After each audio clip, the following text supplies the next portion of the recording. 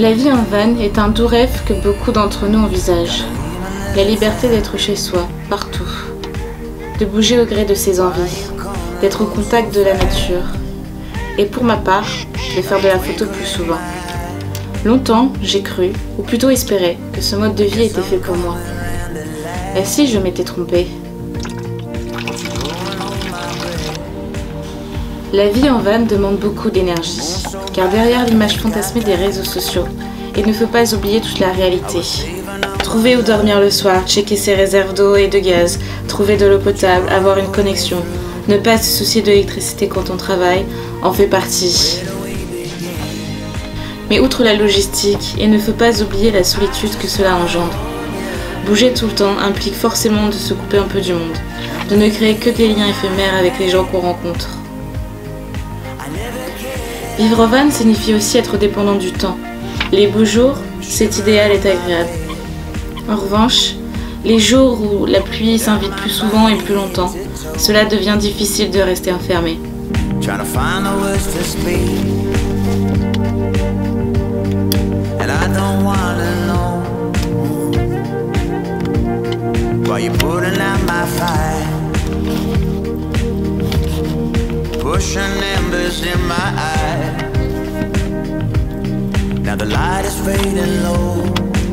Tout cela rend la vie en van très instable, trop instable pour moi. Depuis mes débuts avec Maurice, mes projets ont dû changer au moins une dizaine de fois. Les travaux, le temps, les confinements. C'est donc compliqué de se concentrer, de rester motivé et de ne pas s'éparpiller.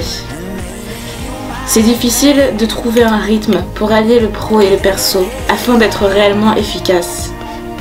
Mener à bien mon projet professionnel de photographe sur la route ne s'est donc finalement pas révélé être l'expérience imaginée.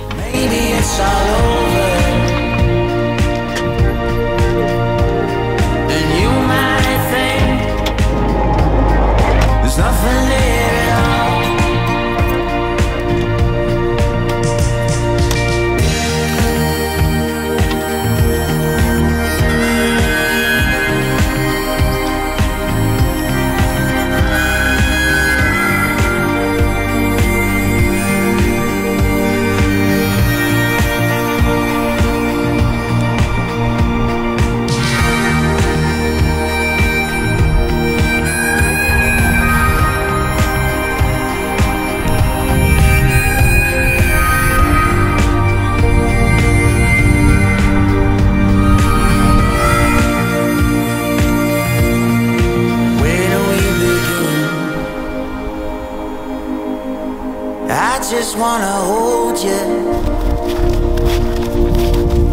and maybe you might think I never cared at all. Can we go back? Alors évidemment, dans la vie en van, il n'y a pas que des côtés négatifs, sinon je n'aurais jamais persévéré autant. Et un des premiers points positifs qui me vient, c'est évidemment tous les paysages que j'ai découverts.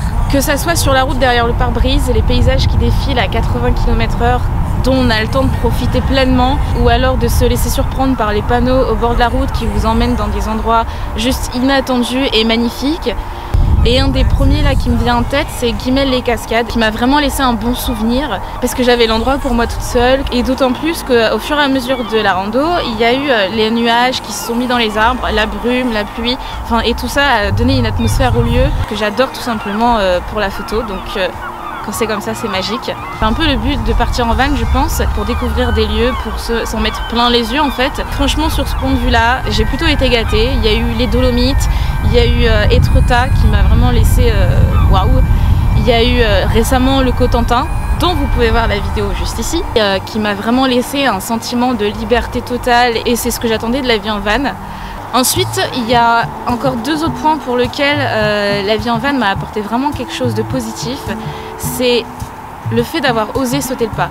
Oser sauter le pas de partir en van seul, en plus de gérer toute la partie logistique, prend beaucoup d'énergie. Et bien il y a aussi le fait de me dire que j'avais énormément d'appréhension au début. Et en fait, toutes ces peurs, elles se sont atténuées avec le temps, et elles ont même quasiment disparu pour certaines. Et ça, c'est une grosse victoire parce que même dans ma vie de tous les jours, c'est quelque chose que je mets en pratique, et j'ai beaucoup moins d'appréhension à sortir de ma zone de confort.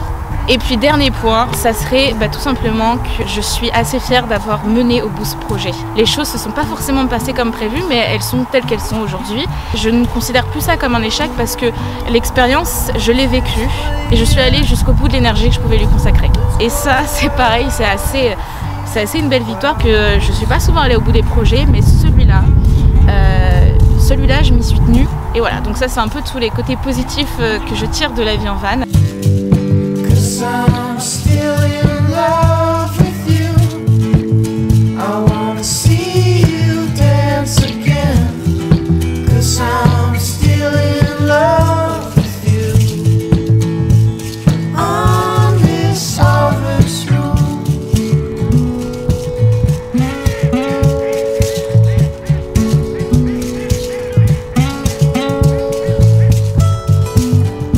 When we were strangers,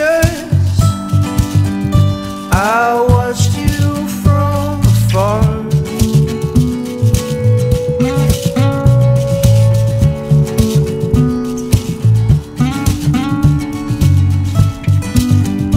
When we were lovers. Mais voilà, après 2 confinements, je me suis rendu compte qu'avoir un réel chez soi était important afin de garder son indépendance. Toutes ces expériences des dernières années et des derniers mois m'ont obligé à me remettre en question continuellement et à revoir mes priorités. Mon rêve n'était pas de vivre en van, mais de faire de la photo qui a du sens. Avec tout ça, je m'étais égarée en chemin.